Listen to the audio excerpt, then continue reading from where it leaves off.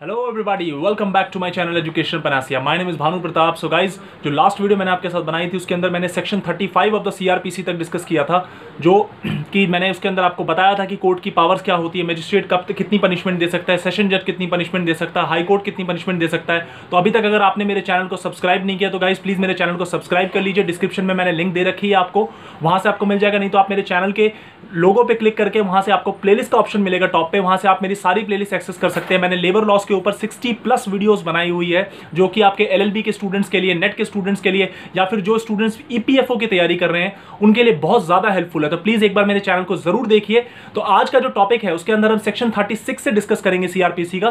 तो section 36 CrPC का बात करता है कि अगर कोई सुपीरियर ऑफिसर है, मान लीजिए एसएचओ से भी कोई सीनियर ऑफिसर है, डीएसपी रैंक का, एसपी रैंक का है, तो वो किसी पर्टिकुलर एरिया में same power, same jurisdiction, same authority enjoy कर सकता है। सेक्शन 36 इसके ऊपर बात करता है। वेराज सेक्शन 37 ये बात करता है कि अगर कोई मैजिस्ट्रेट या कोई पुलिस ऑफिसर किसी भी इंसान से, किसी भी नॉर्मल पर्सन, ऑर्डिनरी सिटीजन से अगर कोई हेल्प मांग रहा है, कोई असिस्टेंस मांग रहा है, किस चीज में? 3 चीजों के लिए। पहली, कि किसी क्रिमिनल को पकड़ने के लिए कि वो एस्केप ना कर जाए। दूसरा, कि पीस का ब्रीच ना हो, इसको अवॉइड करने के लिए, to prevent the suppression of breach, suppression of peace. तीसरा, कि अगर कोई पब्लिक प्रॉपर्टी को नुकसान हो रहा है तो उसको प्रिवेंट करने के लिए। मैंने 3 काम बताए।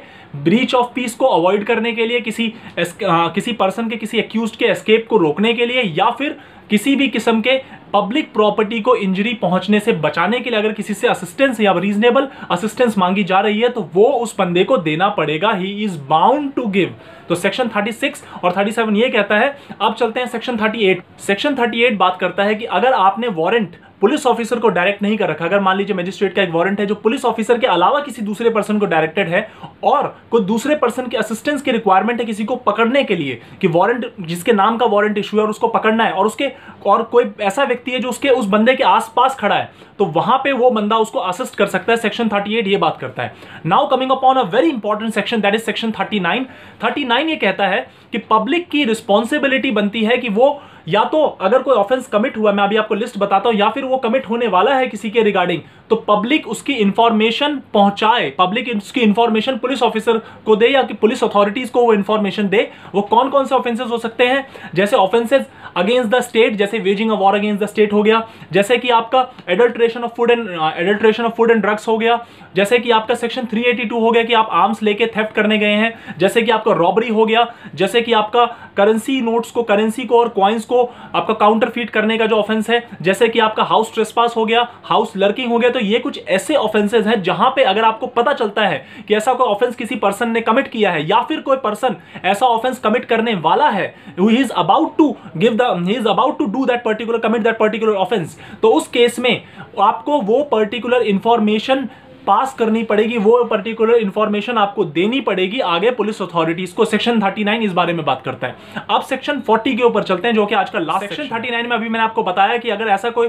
ऑफेंस कमिट होने वाला है तो उसकी इंफॉर्मेशन आप पुलिस ऑफिसर को भी दे सकते हैं, या फिर आप मजिस्ट्रेट को भी इंफॉर्मेशन दे सकते हैं। अब सेक्शन 40 बात करता है कि अगर कोई ऑफिसर किसी विलेज के रिगार्डिंग इंचार्ज है, तो वहां पे अगर कोई भी नोटोरियस क्रिमिनल है, या फिर कोई ऑफेंडर है, या फिर कोई रॉबरी करने वाला बंदा, और पता चलता है कि वो वहां पे है, या फिर कोई ऐसा बंदा है जो स्टोलन प्रॉपर्टी को अपने पास रखता है और वो उस गांव में छुपा हुआ है, तो उसकी इंफॉर्मेशन पुलिस ऑफिसर को, वो जो ऑफिसर है जो विलेज के अफेयर्स के रिगार्डिंग इंचार्ज है, या फिर अगर कोई दूसरा भी व्यक्ति है विलेज का, उसको वो इंफॉर्मेशन नियरेस्ट मजिस्ट्रेट को ट्रांसफर करनी पड़ेगी, या फिर जो भी officer in charge of a police station है उस विलेज का, उसको करनी पड़ेगी। इसके अलावा अगर कोई ठग है, वहां पे रह रहा है उस गांव में, तो उसको करनी पड़ेगी। मान लीजिए अगर उस गांव के अंदर किसी की मौत हो जाती है, या कोई डेड बॉडी को कॉप्स मिलता है जिसमें एक रीजनेबल सस्पिशन लगता है कि माइट भी कुछ ऑफेंस कमिट हुआ है, तो उस केस में वो इंफॉर्मेशन आपको आगे देनी पड़ेगी। अगर offence against the public tranquillity, जैसे सेक्शन 143, 145 का जो आईपीसी का ऑफेंस है, उस केस में आपको देनी पड़ेगी। जैसे कि आपकी करेंसी की काउंटरफीट का ऑफेंस है,